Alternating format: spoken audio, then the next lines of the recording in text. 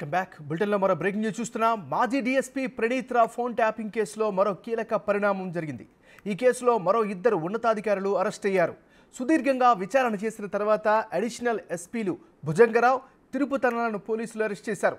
వీరిద్దరిపై IPC section 120A పాటు 409, 427, 201 సెక్షన్ల కింద కేసులు నమోదు చేశారు.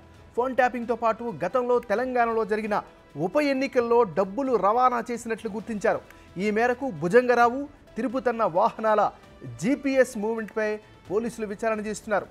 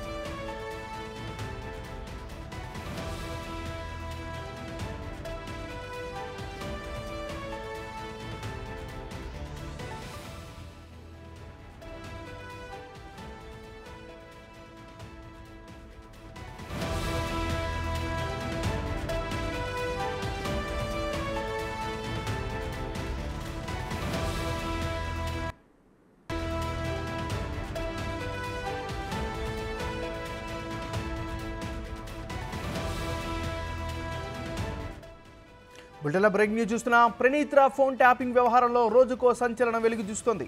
పోలీసు ఉన్నతాధికారుల అరెస్టులు కొనసాగుతున్నాయి. మరికొంతమందిని అదుపులోకి తీసుకునే అవకాశాలు కనిపిస్తున్నాయి. ఇప్పటికే ఇద్దరు అదనపు ఎస్పీలు భుజంగరావు, తిరుపతన్నలను అరెస్ట్ చేసి విచారించారు. వీరిద్దరితో పాటు ప్రణీత్ రావును గాంధీ ఆసుపత్రికి తరలించారు. గాంధీ ఆసుపత్రిలో వైద్య పరీక్షలు పూర్తి చేశారు. కాసేపట్లో మెజిస్ట్రేట్ ముందు హాజరుపరుస్తారు పంజగుట్ట పోలీసులు. ఈ రోజుతో ప్రణీత్ రావు సంబంధించినటువంటి కస్టడీ ముగుస్తుండటంతో మరికొద్ది రోజులు పొడిగించాలని మెజిస్ట్రేట్ను కోరనున్నట్లు తెలుస్తోంది. భుజంగరావు, తిరుపతన్నతో కలిపి ప్రణీత్ రావును విచారించాలని భావిస్తున్నట్లుగా తెలుస్తోంది.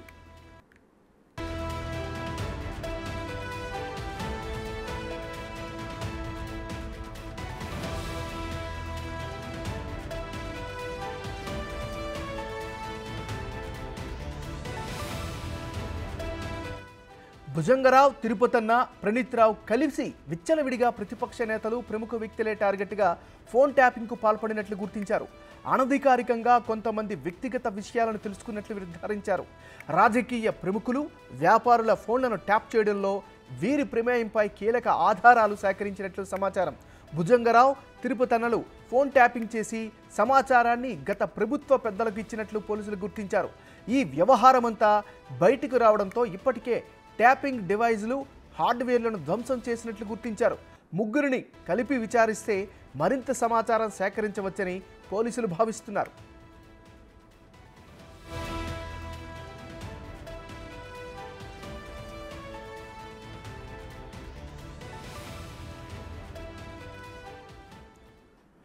ప్రణీత్ రావు ఫోన్ ట్యాపింగ్ వ్యవహారంలో రోజుకో సంచలనం వెలుగు చూస్తుంది. పోలీసు ఉన్నతాధికారుల అరెస్టులు కొనసాగుతున్నాయి. ఇక ఇదే అంశానికి సంబంధించి మరింత సమాచారాన్ని మా ప్రతినిధి రాణా లైవ్లో అందిస్తారు. రాణా, చెప్పండి, మీ దగ్గర ఉన్న అప్డేట్స్ ఏంటి? ఇప్పటి వరకు వచ్చినటువంటి సమాచారం ఏంటి? ఏమన్నారు, మొన్న నైట్ ఎప్పుడైతే పోలీసులు సోదాలు నిర్వహించారో సోదాల్లో భుజంగరావు ఇంట్లో చేశారు, తర్వాత మాజీ ఎస్ఐబి చీఫ్ అయినటువంటి ప్రభాకర్ ఇంట్లో చేశారు, తర్వాత శ్రవణ్ కుమార్ ఇంట్లో చేశారు, తర్వాత రాధాకిషన్ రావు ఇంట్లో చేసినటువంటి నేపథ్యం పడితే తర్వాత తిరుపతి ఇంట్లో కూడా సోదాలు చేశారు. సోదాలు చేసిన తర్వాత నిన్న వారు ఏదైతే నోటీస్ ఇచ్చిన తర్వాత విచారణకి రమ్మనేసి పిలిచారు. వారు నిన్న భుజంగరావు, తిరుపతన్న బంజారాహిల్స్ పోలీస్ స్టేషన్కి వచ్చారు. వచ్చిన తర్వాత స్పెషల్ టీం ముందు విచారణకు హాజరయ్యారు. నిన్న రాత్రి వారిని అఫీషియల్గా అరెస్ట్ చేస్తూ పోలీసులు ఒక ప్రెస్ నోట్ కూడా రిలీజ్ చేసినటువంటి నేపథ్యం పడుతుంది. అరెస్ట్ చేసిన తర్వాత రాత్రంతా కూడా ఇక్కడే పోలీస్ స్టేషన్లో ఉన్నారు.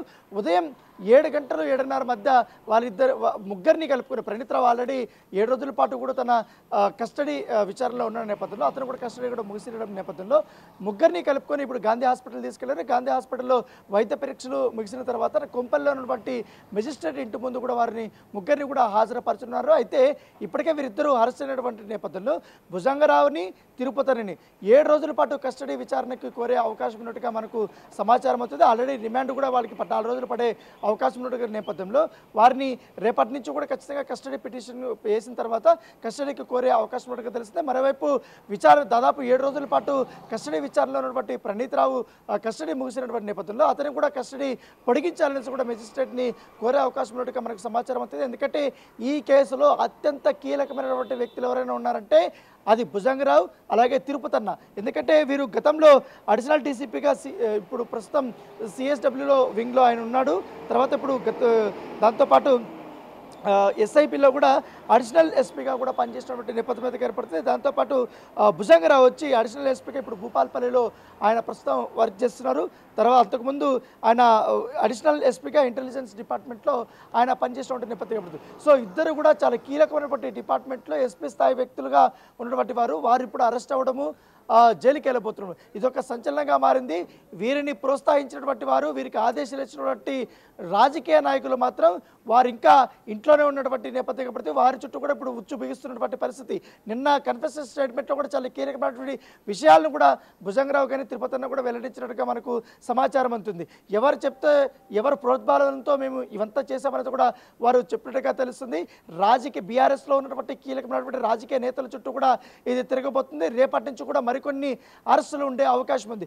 దానితో పాటు వీరు ఎవరెవరి మీద కాన్సన్ట్రేట్ చేసి టాపింగ్ చేయడము, తర్వాత వ్యాపారవేత్తల్ని బెదిరించడము, వ్యక్తిగతంగా వారి యొక్క మొత్తం డీటెయిల్స్ అంతా కూడా తీసుకుని వేరే వాళ్ళకి ఇవ్వడము, తర్వాత గవర్నమెంట్ మారిపోగానే ముగ్గురు కూడా మాట్లాడుకొని ఒక్కసారిగా ఈ మొత్తం ఎవిడెన్స్ అన్ని ఏవైతే కలెక్ట్ చేశారో అవంతా కూడా ధ్వంసం చేయమనేసి ఒక విషయం చెప్పండి. ఇప్పటి వరకు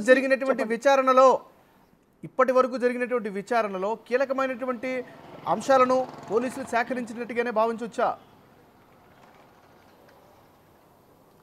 తప్పకుండా. ఎందుకంటే కీలకమైనటువంటి అంశాలు సేకరించడం వల్ల వీరిద్దరు కూడా అరెస్ట్ అయినటువంటి నేపథ్యం ఏర్పడుతుంది. మరొక కీలకమైనటువంటి వ్యక్తి ఉన్నారు, రాధాకిషన్ రావు. ఆయన ఎక్కడున్నాడు కూడా పోలీసులు ఇప్పుడు వెతుకులాటగా ప్రారంభించినటువంటి నేపథ్యం ఏర్పడుతుంది. ప్రభాకర్ రావు కానీ ఇప్పుడు ఈ కేసులో కానీ దొరికితే మాత్రం ఖచ్చితంగా కూడా ఈ కేసులో ఉంటే చిక్కుబడి మొత్తం కూడా అయిపోతుందని చెప్పుకోవచ్చు. ఎందుకంటే ఈ యొక్క కేసులోనే ప్రధాన కర్త కర్మ క్రియ మొత్తం కూడా మాజీ ఎస్ఐబి చీఫ్ అయినటువంటి ప్రభాకర్ రావు ఉన్నాడు కాబట్టి నెక్స్ట్ టార్గెట్ ఆయన ఉన్నాడు. ఆయన అరెస్ట్కి రంగం సిద్ధమైనట్టుగా మనకు సమాచారం అవుతుంది. వారి కింద పనిచేసినటువంటి వ్యక్తులందరూ ఇప్పుడు ఆల్మోస్ట్ అందరూ అరెస్ట్ అయిపోయినారు. వాళ్ళందరూ కూడా ఇప్పుడు జైలుకి వెళ్తున్నటువంటి నేపథ్యం.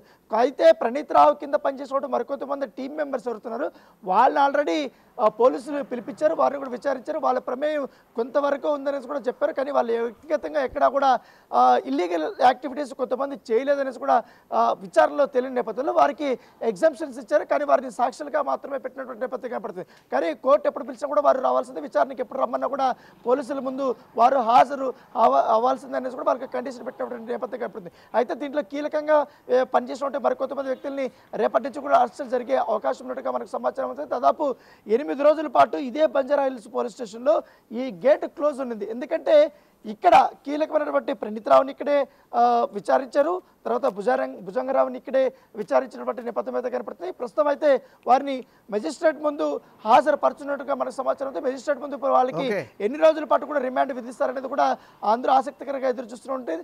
మరొక అరగంట లోపల ఈ పూర్తి స్థాయి మనకు డీటెయిల్స్ అన్ని బయటకు వస్తాయి. Right, thank you Rana.